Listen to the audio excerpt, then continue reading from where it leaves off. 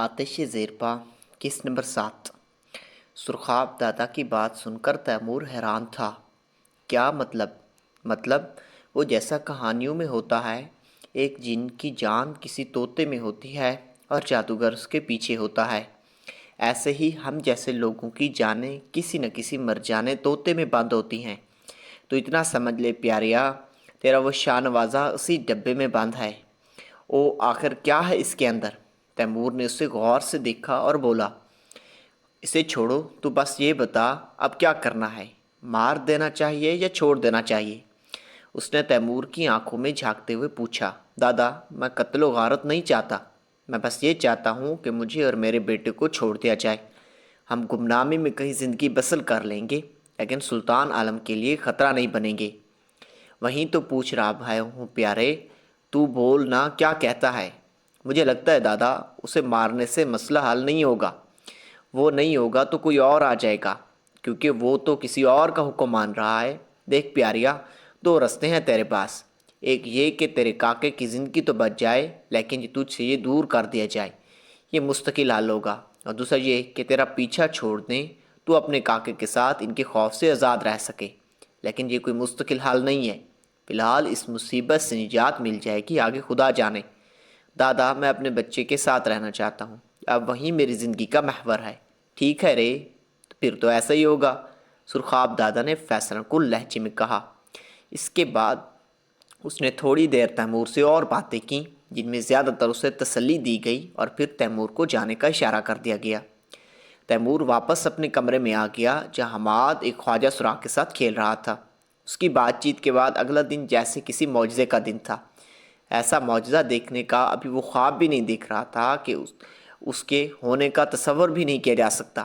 شاہ نواز عرف شاہنہ خود حویلی آیا، اور اس کے ساتھ ملکہ سمیت 5 مغوی خواجہ سرا سلامت حالت میں موجود تھے، جو اس نے سرخاب دادا کے حوالے کر دیے۔ شاہ نواز کے چہرے پر پریشانی کے تاثرات تھے۔ سرخاب دادا نے بے تکلفی سے اس کے کندھے پہ ہاتھ رکھتے ہوئے اسے اپنے کمرے میں لے گیا تھا، اور تقریباً 1 گھنٹے بعد اچانک تیمور کو اندر بلایا گیا، اور صرف تیمور کو ہی نہیں بلکہ حماد کو بھی۔ وہ حماد کو باہوں میں تھامے ہوئے خوفزدہ انداز میں داخل ہوا، کیونکہ وہاں وہ شخص موجود تھا جو اس کی اور اس کے حماد کے دشمن تھا، مگر کمرے کی فضا میں جانی دشمن خوفزدہ خود اندروں میں بیٹھا تھا۔ سرخاب نے تیمور کو اپنے پاس رکھی کرسی پر بٹھایا اور شاہ نواز سے بولا، بول بھئی مرجانیہ، اب بولتی کیوں بند ہو گئی تیری؟ چل بتا، اسے اپنی زبان سے بتا کہ اب اسے تجھ سے ڈرنے کی کوئی ضرورت نہیں۔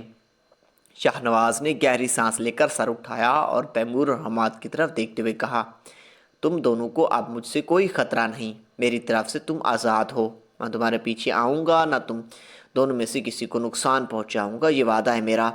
تیمور پھٹی پھٹی نگاہ سے لاہور کے سب سے خطرناک گنڈے کی طرف دیکھ رہا تھا، جو اس وقت یوں کندھا ڈھلکائے بیٹھا تھا جیسے کوئی جواری جوئے میں آخری پونجی ہار بیٹھا ہو۔ بس یہ خیال رہے کہ سلطان عالم کو پتہ نہ چلے، اس کے فرشتوں کو بھی خبر نہیں ہوگی۔ سرخاب دادا نے پہلے شاہ نواز سے کہا، پھر تیمور کی طرف مڑا۔ کیوں میرے پیارے، یقین آ گیا اس کی بات پر؟ نہیں آیا تو کر لے، یہ مرجانیہ سچ بول رہا ہے۔ تیمور کنگ بنا کسی شہر نواز تو کبھی سرخاب دادا کی طرف باری باری دیکھنے لگا۔ یہ اچانک سے کیا ہو گیا تھا؟ کیسے ہو گیا تھا؟ آگ برف کیسے بن گئی؟ موت ٹل گئی کیسے؟ اسے کچھ سمجھ نہیں آ رہا تھا۔ لاہور کا سب سے خطرناک گنڈا کون؟ شاہ نواز یا سرخاب دادا؟ میں چلوں اب، شاہ نواز نے اٹھتے ہوئے کہا۔ سرخاب دادا نے اٹھ کر اس کے شانے کو تھپ تھپاتے ہوئے کہا، وعدے پر قائم رہنا۔ میں مرجانی اپنے وعدے پر قائم رہوں گا۔ شاہ نواز ایک اچٹی نگاہ تیمور پر ڈال کر چلا گیا۔ سرخاب دادا واپس پلٹ کر تیمور کی گود میں خاموش پڑے حماد کو گدگدی کرنے لگا۔ یہ کیا تھا دادا، یہ سب؟ تیمور نے کہا، یہ تیری اور تیری کاکے کی آزادی کا پروانہ تھا۔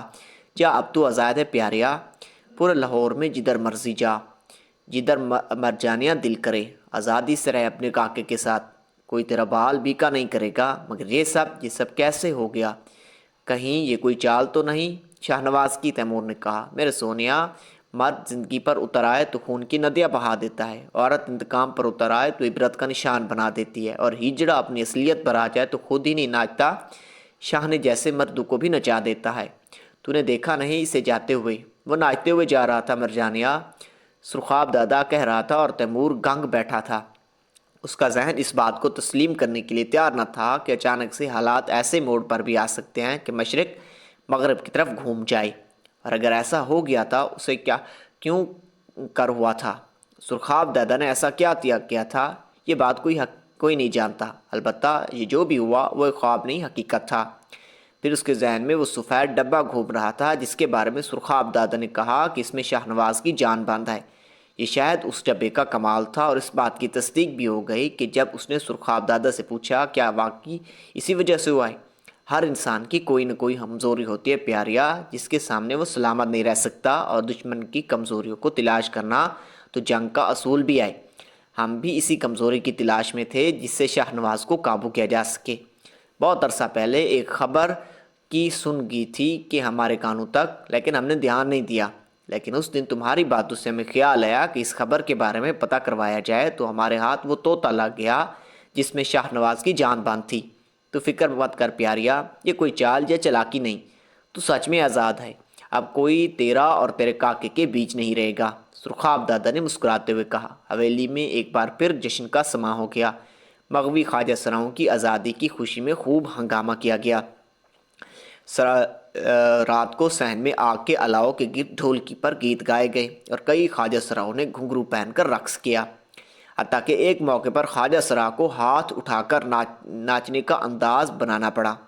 حماد اس ہنگامے کو دیکھ کر بہت خوش تھا، وہ ناچنے والوں کے ساتھ اچھل رہا تھا۔ اگلے ہی دن تیمور نے وہاں سے جانے کی تیاری شروع کر دی۔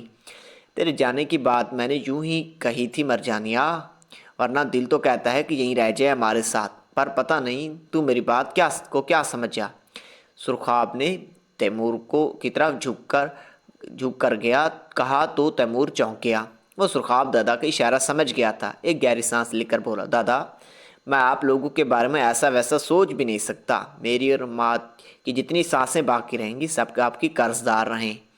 میں یہاں نہیں رہ سکتا، لیکن اس کی وجہ وہ نہیں جو آپ سمجھ رہے ہیں۔ مجھے حماد کی خاطر، اس کے مستقبل کی خاطر یہاں سے جانا ہوگا۔ سرخاب دادا نے سر ہلا دیا اور اس کے حوصلہ افزائی انداز میں اس کا شاہانہ تھپ تھپایا۔ ویسے تو فکر نہ کر، شاہ نواز سے خطرہ تو نہیں، مگر پھر بھی میرے کچھ چنے تیرے اور تیرے کاکے کی حفاظت کے غرض سے تم لوگوں کے آس پاس رہیں گے۔ تیمور اور حماد کو حویلی سے یوں رخصت کیا گیا جیسے والدین اپنے گھروں سے اپنی بیٹی کی ڈولی رخصت کرتے ہیں۔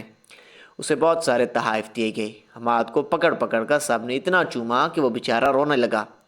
اس کے بعد سب کی آنکھیں کی طرح شکریہ کے انداز میں دیکھتے ہوئے تیمور نے حماد کے ساتھ حویلی کو چھوڑ دیا۔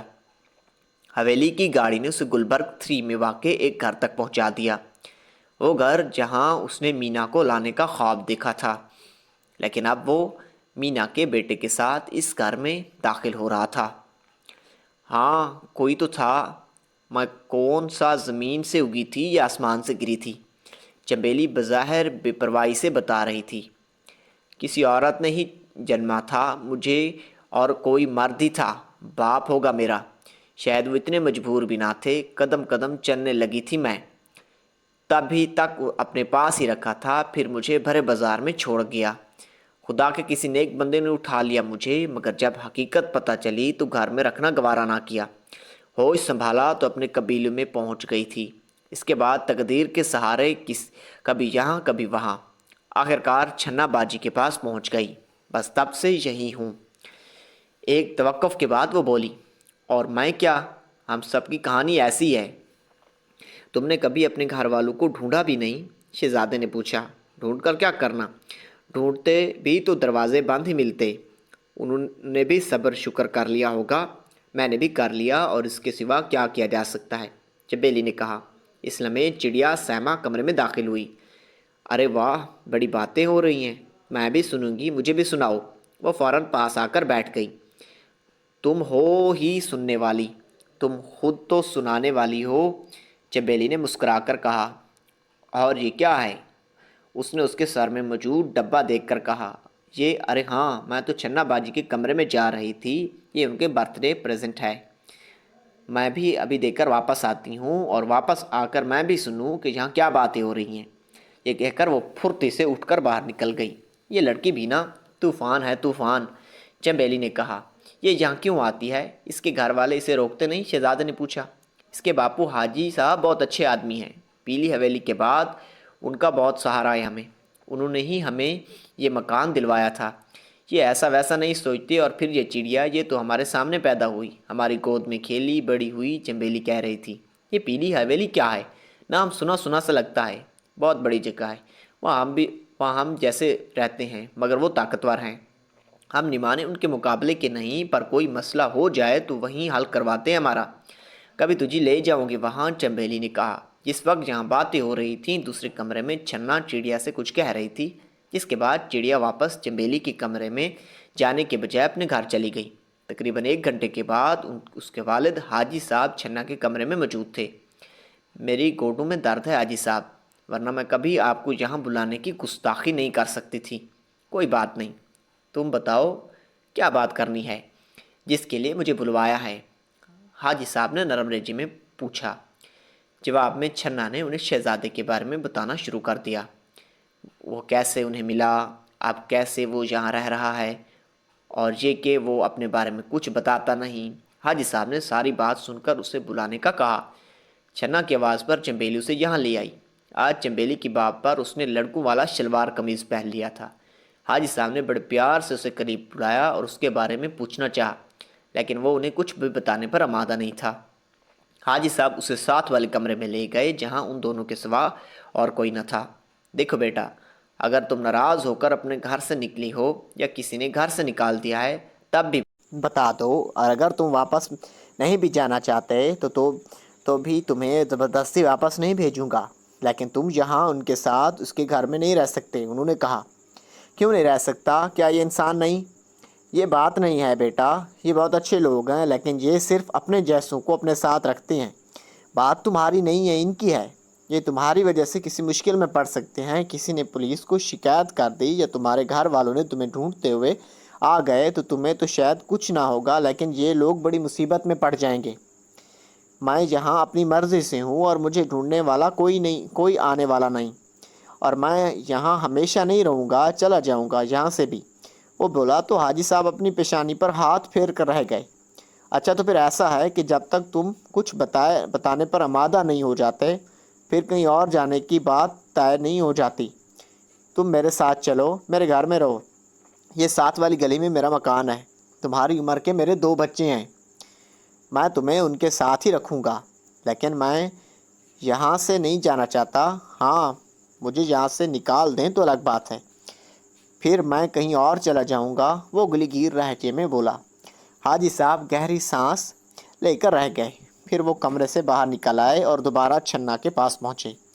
یہ لڑکا کوئی بات نہیں مان رہا، خیر ابھی اسے یہاں رہنے دو، میں پتہ کرواتا ہوں کون ہے، کہاں سے آیا ہے، کہیں کوئی پولیس کیس ہی نہ ہو۔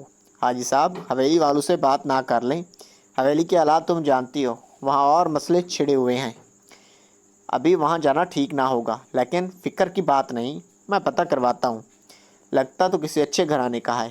یہ کہہ کر انہوں نے جیب سے کچھ نوٹ نکالے اور چھنا کی طرف بڑھائے۔ یہ رکھ لو، اس کے کھانے پینے کے لیے۔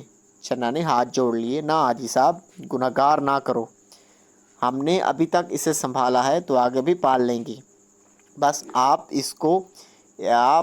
کو اس لیے بتایا کہ حاجی صاحب نے آگے بڑھ کر پیسے اس کے بستر کے تکیے تلے دبا دیے۔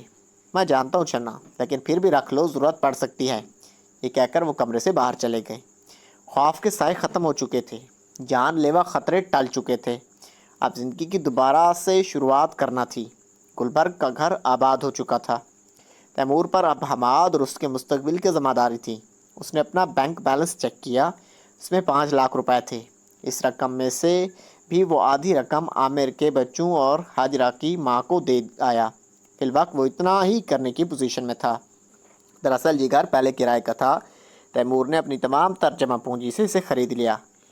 یہ اس وقت کی بات تھی جب مینا اس کی زندگی میں داخل ہو چکی تھی اور اسے اپنے گھر میں لانے کا عزم کر چکا تھا۔ اس کے بعد اسے کام کی زیادہ موقع ہی نہیں ملا۔ ابھی تو اس نے شہرت کی سیڑھیوں پر ابتدائی قدم ہی رکھا تھا۔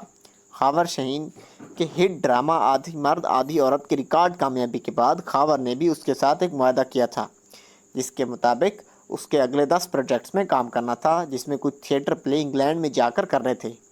لیکن وہ تو اسلام آباد والے شو کے بعد واپس آیا تو مینا کے قتل کا واقعہ ہو چکا تھا۔ اس کے بعد وہ اس ہنگامے میں ایسا الجھا کہ کام اور خاور صاحب کا معاہدہ کہیں پیچھے رہ گیا۔ اب اسے دوبارہ کام کی تلاش تھی اور اسے کام ایسا آتا ہی کیا تھا۔ ایک میک اپ آرٹسٹ کے طور پر بھرتی ہو کر اداکار بن گیا تھا، اس کے سوا کوئی اور کام کیا ہی نہ تھا۔ اس نے دوبارہ تھیٹر کا رخ کیا۔ وہاں جا کر اسے علم ہوا کہ اس کی ریپوٹیشن کو کافی نقصان پہنچ چکا ہے، کیونکہ تیمور کی پراسرار گمشدگی کے بعد مینا، ہاجرہ اور عامل کے قتل کے سلسلے میں کچھ پراسرار لوگوں اور پولیس نے تیمور کے بارے میں ایسی پوچھ گچھ کی تھی جنہوں نے تیمور کے کردار کو کافی مشکوک بنا دیا تھا۔ ایک مقامی روزنامے نے اس خبر کو بڑے غلط انداز سے ہائی لائٹ بھی کیا۔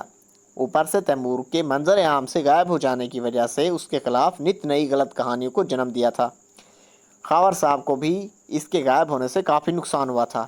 وہ اس سے نالا ہو کر انگلینڈ چلے گئے تھے اور اب تک نہیں لوٹے۔ وہ ان وجوہات کی بنا پر اسے کام دینے کو کوئی تیار ہی نہ تھا۔ ہاں، سازگار ملنے والے، اسکرپٹ اٹھائے اس سے وقت مانگنے والے، کیمرہ تھامے میڈیا کے لوگ، سب کے لہجے سرج ہو چکے تھے۔ وہ اپنی شہرت کے گولڈن پیریڈ کو چند دنوں میں ہی برباد کر چکا تھا۔ الحمر اور آرٹ کونسل کے چند دن چکر لگانے کے بعد اس نے اس بات کو تسلیم کر لیا کہ اب اداکار کے طور پر کوئی قبول کرنے والا نہیں۔ اسے کوئی کام تلاش کرنا چاہیے اور اداکاری کے آپشن کے بعد میک اپ آرٹسٹ کا آپشن ہی بچتا تھا۔ لیکن ظاہر ہے جب ڈائریکٹر، پروڈیوسر اس سے ناراض تھے تو تھیٹر انتظامیہ کیسے خوش ہو سکتی تھی؟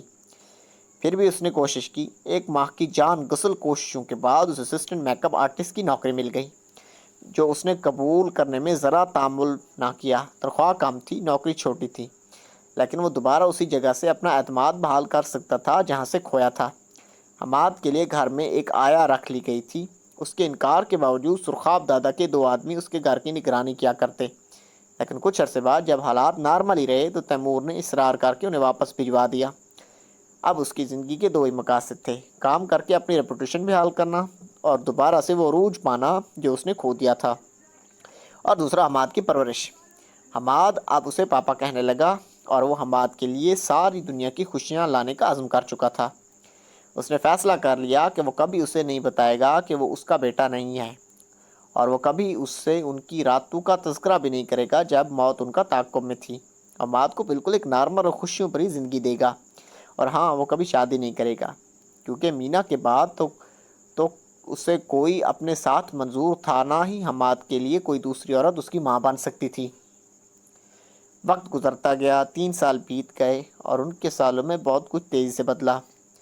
خوشی کی بات یہ تھی کہ حماد اسکول جانے لگا تھا، لیکن بری خبر ایک سے زیادہ تھی۔ اس نے اپنے کام کے متعلق جیسا سوچا تھا ویسا نہ ہو سکا۔ تھیٹر پلے کا آرٹ زوال کا شکار ہو چکا تھا۔ کئی معروف ڈائریکٹرز ملک سے باہر چلے گئے تھے، اور جو نہیں گئے انہوں نے ٹی وی کا رخ کر لیا تھا۔ اب ٹی وی پلے کا دور آ گیا۔ اس میں کام بھی آسان تھا، لیکن زیادہ تر ڈرامے ریکارڈ ہونے لگے تھے جن سے براہ راست سقم کا خطرہ ہو گیا تھا، اور دوسرا اس میں پیسے بھی زیادہ تھے۔ آرٹ کونسلیں ویران تھیں۔ جب ڈرامے ہی نہیں ہوتے تو تھیٹر انتظامیہ کیا کرتی؟ اگلے 1 سال میں یہ زوال کی کیفیت اتنی بڑھی کہ کچھ تھیٹر مالکان نے اپنے تھیٹر ہی بیچ ڈالے اور ان پر پلازے بنانے شروع کر دیے۔ ٹیکنیکل سٹاف بے روزگار ہوتا چلا گیا، جن میں تیمور بھی شامل تھا۔ دوسروں کی طرح اس نے ٹیلی ویژن میں کام کرنا شروع کی تھی، لیکن جہاں سے اسے پرفارم کرنے کا موقع نہ مل سکا۔ تمہاری آواز بھاری ہے، تم تھیٹر میں تو کام کر سکتے ہو، لیکن ٹی وی ایک مختلف میڈیم ہے، یہاں تمہارے آرٹیفیشل ایکسپوژنز کے لیے کوئی جگہ نہیں۔ یہ جملہ اور اس جیسے کچھ سچ تھے تو کچھ زیادہ ٹالنے کے لیے۔ اس کے علاوہ وہاں میک اپ آرٹسٹ کے لیے کوئی جگہ نہیں تھی۔ اسے ٹیلی ویژن کی دنیا میں قدم نہ رکھنے دیا گیا۔ مسئلہ شوق سے باہر نکل کر پیسہ کمانے کی طرف چلا گیا، لہٰذا وہ اپنے پروفیشن سے ہٹ کر چھوٹی موٹی نوکریوں کے پیچھے لگ گیا۔ زیادہ تعلیم تو نہیں تھی، سو کچھ عرصہ ایک بک شاپ پر سیلز مین کی نوکری شروع کر دی، لیکن پھر اسے چھوڑ کر ایک الیکٹرانکس کی دکان میں کام کرنے لگا، اور اگلے 2 سالوں میں اس نے اس طرح کی کئی نوکریاں کی، انہیں چھوڑ دیا۔ اس دوران اس نے پوری کوشش کی کہ ان حالات کا اثر اس کے گھر یا بیٹے پر نہ پڑے۔ وہ حماد کی منہ سے نکلی ہوئی کوئی فرمائش رد نہیں کر سکتا تھا، وہ اسے کسی آسائش سے محروم نہیں کر سکتا تھا، وہ اسے اس بات کا احساس نہیں ہونے دے سکتا کہ وہ ذہنی طور پر کتنا پریشان ہے۔ اور اسے ہر طرح کے غم اور تکلیف سے دور رکھنا چاہتا تھا۔ ہفتے کے دن کے بعد تو حماد اسکول اور تیمور جاب پر ہوتے۔ صرف ایک چھٹی کا دن ہوتا جو سارا دن مل کر گزارتے اور گھر سے باہر جاتے۔ گاڑی تو کب کی بک چکی تھی، ان کے پاس ایک سنوٹی سی موٹر سائیکل تھی جس پر سوار ہو کر وہ پارکس اور فن فیئرز میں چلے جاتے، ہلا گلا کرتے۔ ایسے ہی ایک چھٹی کے دن جب وہ رات کے وقت گھر واپس آ رہے تھے تو تیمور موٹر سائیکل سرخ اشارے پر روکی تو ایک خواجہ سرا بھیک مانگ رہا تھا، بھیک مانگتا ہو ان کی طرف آ گیا۔ تیمور نے اسے غور سے دیکھا تو اسے سرخاب دادا اور دوسرے خواجہ سرا یاد آ گئے۔ عرصہ ہو گیا ان سے رابطہ کیے ہوئے، انسان بھی کتنی عجیب چیز ہے۔ تیمور نے سرخاب دادا سے کہا کہ ہماری زندگی کا ہر سانس اب اس کا قرض دار ہے، لیکن زندگی کے الجھنوں میں کھو کر وہ ان سب احسانات کو بھول چکا تھا جو سرخاب دادا نے اس پر کیے تھے۔ تیمور انہیں سوچوں میں ڈوبا ہوا تھا جب اچانک حماد کی آواز نے اسے چونکا دیا۔ یہ اچھے لوگ نہیں ہوتے۔ تیمور نے چونک کر دیکھا۔ حماد اس خواجہ سرا کی طرف دیکھ رہا تھا جو ایک گاڑی کے شیشے سے ناک ٹکائے اندر بیٹھے ڈرائیور سے بھیک مانگ رہا تھا۔ یہ تم سے کس نے کہا؟ سگنل گرین ہونے پر اس نے موٹر سائیکل آگے بڑھاتے ہوئے کہا، میرا دوست اظہر کہتا ہے یہ برے لوگ ہوتے ہیں۔ ہر جگہ ایسا ہی ہوتا ہے، کچھ لوگ برے ہوتے ہیں اور کچھ لوگ اچھے ہوتے ہیں، ایک وقت میں نہ تو سب اچھے ہو سکتے ہیں اور نہ برے۔ تیمور نے کہا، ویسے تم انہیں برا اس لیے کہہ رہے تھے کہ تمہیں یہ بات اظہر نے بتائی۔ فرض کرو کہ اظہر نے تم سے کوئی بات نہیں کی تو تب کیا انہیں برا سمجھو گے؟ پتہ نہیں، حماد نے کہا، دیکھو ہم کسی کے بارے میں کوئی فیصلہ اتنا آسانی سے نہیں کر سکتے۔ برے لوگ وہ ہوتے ہیں جو برا کام کرتے ہیں۔ بھیک مانگنا برا کام ہے، حماد نے فوراً کہا۔ یہ ٹھیک ہے، لیکن ہم نے نہیں جان سکتے کہ وہ کس مجبوری کے تحت ایسا کر رہے ہیں۔ کچھ لوگ اپنے حالات سے مجبور ہو کر بھی ایسا کر سکتے ہیں۔ ہو سکتا ہے کہ ان کے پاس کوئی اور کام نہ ہو یا وہ کوئی اور کام نہیں کر سکتے ہوں۔ یہ بھیک مانگ رہا تھا، یقیناً ایک برا کام کر رہا تھا، لیکن یہ بھیک کیوں مانگ رہا تھا؟ جب تک ہمیں یہ پتہ نہیں چل جاتا ہمیں اسے برا نہیں کہہ سکتے۔ حماد خاموش رہا۔ تیمور نے سوچا کہ کسی دن وہ حماد کو ساتھ لے کر سرخاب دادا کے ہاں جائے گا، لیکن وہ یہ عہد نبھا نہ سکا کیونکہ ایک بار پھر اسے نوکری چھوڑنا پڑی۔ مستقل کام وہی ہوتا ہے جس پر طبیعت آمادہ ہو اور صرف پیسے نہ دے بلکہ اسے کرتے ہوئے بھی خوشی ملے۔ اس لیے کہتے ہیں کہ جس نے اپنے شوق کا کام بنا لیا وہ خوش قسمت انسان ہوتا ہے۔ تیمور ایک فنکار تھا، اس کا دل صرف پرفارمنگ آرٹ میں ہی خوش رہ سکتا تھا، چاہے وہ جیسا بھی ہو۔ کچھ عرصہ مزید گزر گیا۔ زمانہ اب پہلے سے تیز ہو گیا تھا۔ اب چیزیں زیادہ تیزی سے بدل رہی تھیں۔ سنجیدہ آرٹ تھیٹر کے بعد ٹی وی اور سنیما نے اپنی عدداری قائم کر لی تھی، لیکن وہاں ایسے جگہ نہ ملی۔ مگر ایک دروازہ اس کے لیے کھل رہا تھا۔ یہ کمرشل پنجابی کامیڈی تھیٹر کا پلیٹ فارم تھا جو عوامی تفریح کے لوازمات کی بنا پر تیزی سے مقبول ہو رہے تھے۔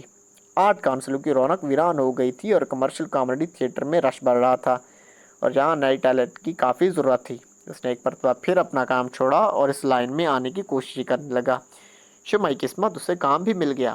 ایک ڈرامہ جو پہلے سے جاری تھا، اس کے ایک کردار ڈرامہ چھوڑ گیا تھا، وہ رول اسے مل گیا۔ بے شک وہ مختصر اور سنجیدہ کردار تھا جس پر شائقین کی زیادہ توجہ نہیں پڑنے والی تھی، لیکن پہلے کام کرنے کے لیے اسے کچھ بھی قبول تھا۔ وہ ڈرامہ 2 ماہ مسلسل چلتا رہا، وہ اس میں یہی رول ادا کرتا رہا۔ اسی دوران وہ تھیٹر کی اس قسم کو سمجھنے کی کوشش کرتا رہا تاکہ اس کے ماحول میں خود کو ڈھال سکے۔ اس ڈرامے کے بعد اسے ایک اور ڈرامے میں بھی کام مل گیا، لیکن یہاں اس کا رول تقریباً پہلے جیسا تھا۔ 4 سے 5 مختلف ڈراموں میں تقریباً ایک جیسا کم حیثیت کے رول ادا کرنے کے بعد اس پر ایک انکشاف ہوا کہ یہ کوئی اتفاقی بات نہیں، بلکہ یہ اس لیے ہے کہ وہ اس قسم کے تھیٹر میں پرفارم کرنے والے اہم کرداروں میں شاید کوئی بھی کردار ادا نہ کر پائے گا۔ یہ بات پروڈیوسر پہلے جان گئے تھے، اس کی سمجھ میں اب آئی۔ وجہ بڑی صاف تھی، جس طرح کے آرٹ تھیٹر میں وہ کام کر چکا تھا ان میں اور ان کامیڈی تھیٹر میں کافی فرق تھا۔ یہاں شائقین فن کو داد دینے والے ایکٹنگ پرفارمنس دیکھتے، یہاں مقصصیت سے لبریز ڈائلاگ سننے نہیں آتے تھے۔ یہاں زیادہ تر شائقین ہنسنے آتے تھے، علم و فلسفہ، آرٹ کی باریکیاں اور گیان کا بوجھ اٹھانے نہیں آتے تھے، وہ اپنے دن بھر کی تھکن ہنسی میں اڑانے آتے تھے۔ یہاں ڈرامہ میں ڈرامہ ترجیح ثانی تھا، ترجیح اول صرف ایک ہی تھا، کامیڈی۔ یہاں ڈرامہ صرف ایک ہی چیز کے گرد گھومتا اور وہ تھا کامیڈی، بے معنی یا وہ گوئی، حتیٰ کہ بدتمیزی کے ساتھ بھی مقصد صرف ایک ہی جڑا تھا کہ لوگوں کو ہنسانا۔ یہاں سب کچھ 100% اسکرپٹ کے مطابق نہیں ہوتا، کرداروں کے مطابق تھا۔ یعنی ایک سچویشن میں کردار کو اپنی طرف سے کامیڈی پیش کرنی تھی اور لائیو پرفارمنس میں بہت کچھ فی البدیہہ بھی کہنا پڑتا تھا، اور یہ وہی کر سکتا تھا جو اپنے ذات میں کامیڈین ہو۔ تیمور اسکرپٹ سے ہٹ کر کچھ نہیں بول سکتا تھا، وجہ اس کی ٹریننگ ہی نہیں بلکہ اس کی نیچر بھی تھی۔ وہ زیادہ حاضر دماغ تھا، نہ کہ اس کی حس مزاح تیز تھی۔ وہ صرف وہی کردار ادا کر پاتا جو سٹیج پر آ کر اسکرپٹ کے مطابق سنجیدہ ڈائلاگز بولیں۔ عموماً ان ڈراموں کا اختتام ہوتا تھا، لہٰذا اس نے محسوس کیا کہ وہ بہت دیر تک شاید اس کام سے وابستہ نہ رہ سکے۔ یہ سب کچھ کیا تھا، کیا یہ حالات کی تبدیلی تھی یا اس وقت کے ساتھ سیکھنے اور آگے بڑھنے کی صلاحیت نہیں تھی؟ مگر ان سب سے زیادہ اسے یہ محسوس ہوتا کہ یہ سب اس کی قسمت تھی، جس نے اسے ایک بار پھر دروازہ کھولا تھا، لیکن یہ اس کے داخل ہونے کے بجائے محبت کے دروازے میں داخل ہو گیا اور یہ بھول گیا کہ قسمت کا ساتھ نہ ہو تو محبت بھی نہیں ملا کرتی۔ وقت اور بڑھ گیا، تھیٹر ڈرامہ جو کامیڈی میں تبدیل ہو گیا، اب کامیڈی بھی تبدیل ہو گئی، اب یہ محض جگتوں تک محدود ہو گئی اور ڈرامہ صرف دو چیزوں کا نام بن کے رہ گیا، جگت بازی اور رقص۔ اور یہی نہیں، چند قدم آگے بھی بڑھ کر ان دونوں چیزوں میں عوام کی خوشنودی کے لیے فحاشی کا عنصر شامل کر دیا گیا۔ اب جگت جتنی فحش ہو گئی اتنا بڑا قہقہ لگے گا، رقص جتنا فحش ہو گیا اتنی زیادہ تالی بجے گی۔ تیمور ابھی تک اسی تھیٹر کے ساتھ جڑا تھا، البتہ وہ بیک دا سٹیج کے کاموں کو تک محدود ہو گیا۔ اس نے آن دا سٹیج پرفارمنگ کے خواب دیکھنے بھی چھوڑ دیے تھے۔ آخری بار اسے پروڈیوسر کے دباؤ پر آن دا سٹیج آنا پڑا تو محض اس لیے کہ وہاں پرفارم کرتے اداکار کو ایسے خاموش کردار کی ضرورت تھی جس کو اپنی جگت بازیوں سے نشانہ بنا کر شائقین کو ہنسا سکے۔ تیمور سٹیج پر اس فنکار کے سامنے آیا تو اس نے سب سے پہلے تیری بہن کے سیگے کے ساتھ اپنے واہبات بات اس سے منسوب کر کے سنائی، جس پر تیمور کا چہرہ سرخ ہو گیا، جبکہ حال کہکوں سے گونج رہا تھا۔ اس کے بعد وہ وہاں خود کو کھڑا نہ رہ سکا اور بیک دا سٹیج چلا گیا۔ اس واقعے کے بعد اس نے توبہ کر لی کہ وہ دوبارہ آن دا سٹیج نہیں آئے گا۔ ہر چیز کا ایک وقت ہوتا ہے، اس کا وقت گزر چکا تھا، شاید اس نے خود ہی ٹھکرا دیا تھا۔ یہ تھی آج کی قسط نمبر 7۔ امید کرتا ہوں کہ آپ کو یہ قسط پسند آئی ہوگی۔ ناول آتش زیر پا کی قسط نمبر 8 انشاءاللہ کل اپلوڈ کر دی جائے گی۔ چینل کو سبسکرائب کرنا اور ویڈیو کو واچ کرنا مت بھولیں۔ Thank you.